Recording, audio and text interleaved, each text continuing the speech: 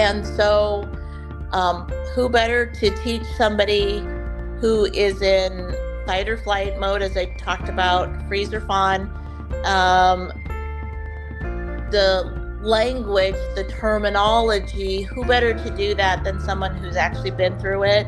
And I don't know if you've ever heard the saying, when you come out of the fire carrying a bucket for the next person, that's what I wanted to be. All right, Tammy, it's so great to have you here today.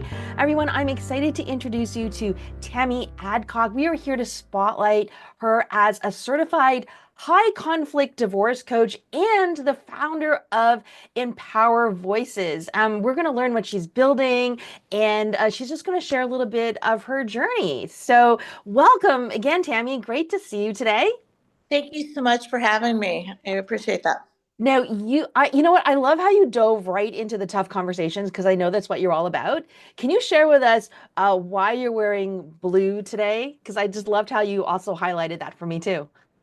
Yes, today is Child Abuse Awareness. Actually, it's the whole month, but today on the 4th is Wear Blue to show that you support finding ways to prevent and bring awareness to child abuse. Okay, amazing. Yeah.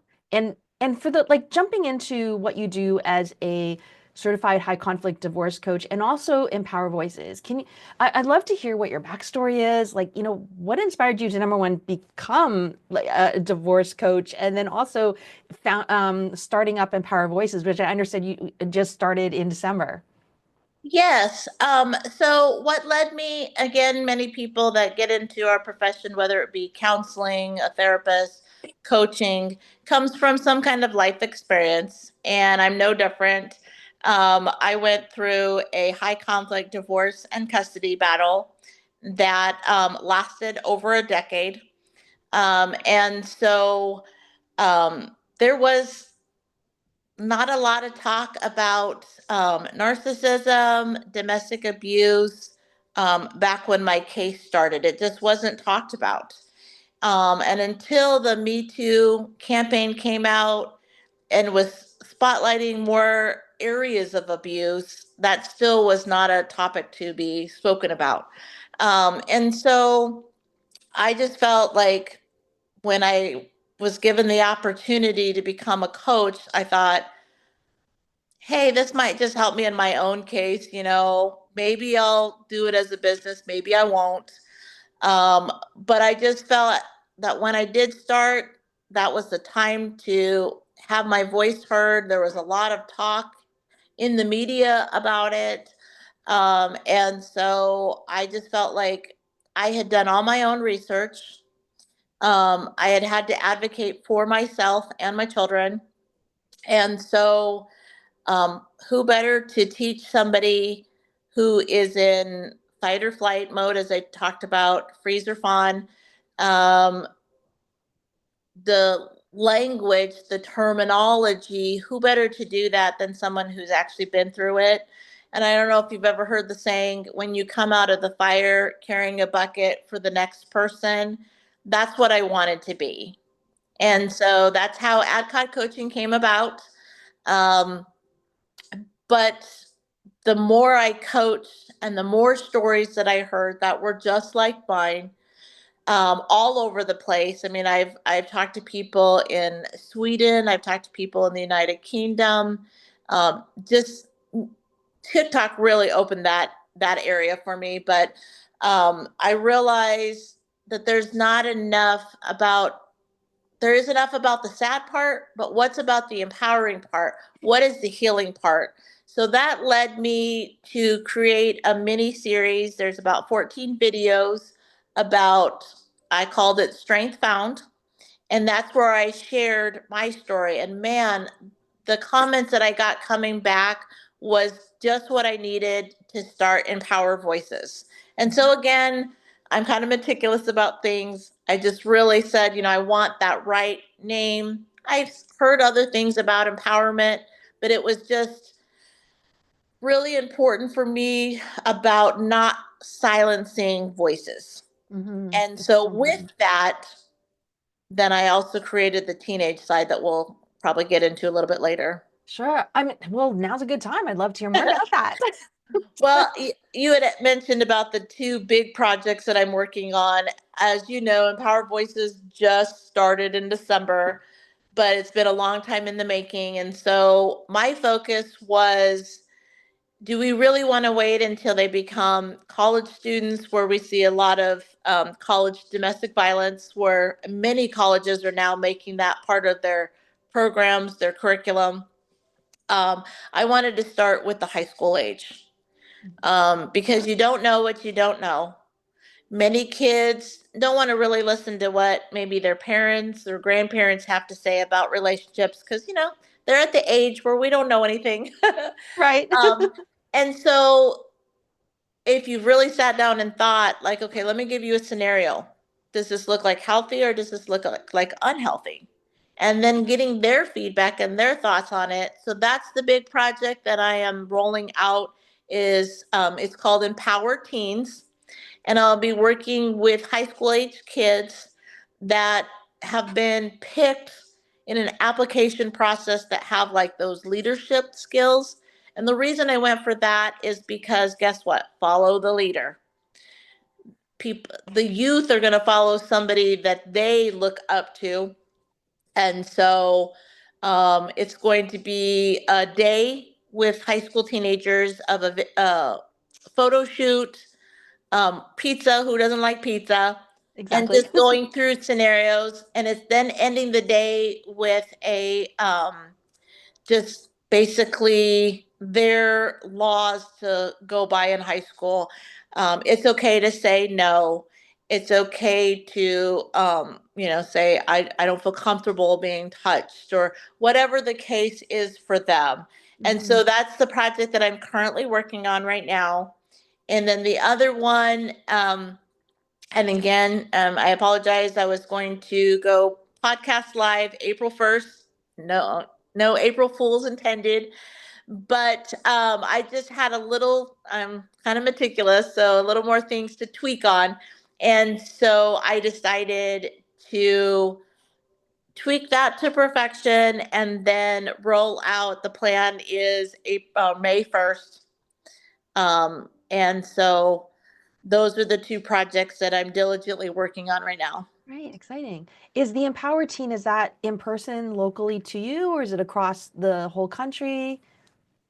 It will be something that will be local to the schools that I have around me, Okay. but yet will be posted on social media for hopefully all, the world to see. Because Mhm. again, like I said, with social media, that kind of connects us from so many different areas. I most recently belonged to a group called Courage Foundation that just finished up, unfortunately, in, I believe it was March 15th was when they ended, but they did a teen takeover. And so it's going to be, the director, Rhonda, gave me all the information, and she said, I just want you to make it your own. And so I wanted to give it the same kind of name that it would affiliate with Empower Voices, but to empower teens. Because a lot of times we say, well, you're just not old enough, or, you'll get to that point when you're older. No, our teenagers, we need to give them credit for the intelligence and encourage them that if something doesn't feel right, talk to somebody that you trust. And Mhm. maybe it's a teacher, maybe it's a school counselor, but find that person to talk to, and then empower each other. Because, man, there's power in numbers. There is, where teenagers feel that pressure, that peer pressure. So let's put good peer pressure to say, hey, let's all make good decisions and let's look out for each other. Yeah, wow. So I know we talked a little bit before we started, and as you're talking, I'm going, wow, you're involved in so many things. I have so much admiration for you and making such a big difference. So it sounds like you also like you work with a wide range of people, right? You got the teenagers, the schools. What are just the types of people that you tend to work with? Well, I work with families, like I said, on the coaching side, which then I would refer over to the empower side after they get out of that. But I'm looking to work with businesses that want to promote empowerment to survivors through the workplace. So Okay. you'll see a lot of my posts on LinkedIn just saying, how are we supporting people in the workplace? Because if you looked at the statistics, some of them are quite staggering about lost time at work, sometimes ultimately losing a job because um, of what they're going through. And so, how are we not supporting that? Because, we talk about Mental Health Awareness Month, mental health awareness in general. This goes right in line with that. And Yeah. so, just those things are so important that we don't just talk in in certain groups. It's a comfortable, open discussion everywhere we go. Hmm. So, for example, because I want to make sure we remember them, we had four homicides, domestic homicides, in just about a month's time already in 2025 here in Nebraska. So I did some major pushing and posts to not only remember them and their families, but also to say this is an issue everywhere. It's not just in big cities. It's it's everywhere. And some of these happened in smaller towns here in Nebraska. Some of them happened here in Lincoln. So again, what we're trying to break that barrier is to empower that there's resources many times in big towns, but what are we doing for our small towns? What are we doing to protect them when maybe there's a whole police presence in a big town, but maybe there's a couple sheriffs in a small town? How do we keep that survivor and the children protected? So, just a lot of the things that I keep bringing to, I do a lot of dear letters, dear employer, dear judge, dear guardian ad litem, dear victim, things like that. So just bringing awareness that it doesn't leave. I know we don't really talk a lot about the Me Too campaign much. However, as you had stated, most people that aren't in it, and understandably, don't know about the Me Too family court. I made a t-shirt and a matching sweatshirt about it because I want that conversation to be open, whether I'm going to Target, whether I'm going to the gas station, whether I'm going to get my nails done. I want to bring that open.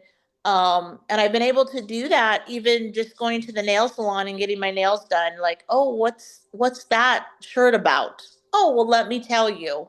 It's the domestic violence that's happening through legal abuse in family court. These are the things that you can help a friend or a family member. This is how you can support them. And then ultimately, with the survivors, like I told you, if they're in a situation where they cannot or comfortably feel like they can openly speak about their story, I still want their voice to be heard. And so if they send me their story, I will still share that with our audience. Amazing.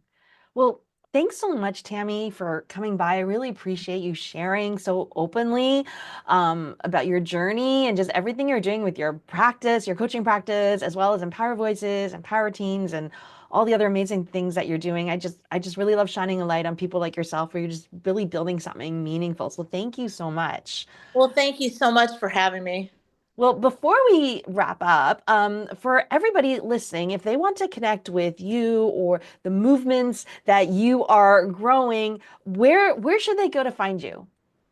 Well, they can email me at theempowervoices@gmail.com. They can always text me 531-310-1061, or they can go to the website, theempowervoices.com. They can find me on LinkedIn. And we just added a Facebook page as well. Again, it goes in affiliation with the Adcock coaching just because everybody knows me as the founder of both. So, but I would love to hear from people, like I said, even if, it's just a listening ear. It's amazing. Someone just saying, I just wanted to share my story with you. I've never had anybody that's listened. That's what I do. Yeah. Well, thank you again, Tammy. We're just looking forward to seeing how you take things to the next level with Empower Voices. So we'll see everybody next time. Thank you so much. Thank you.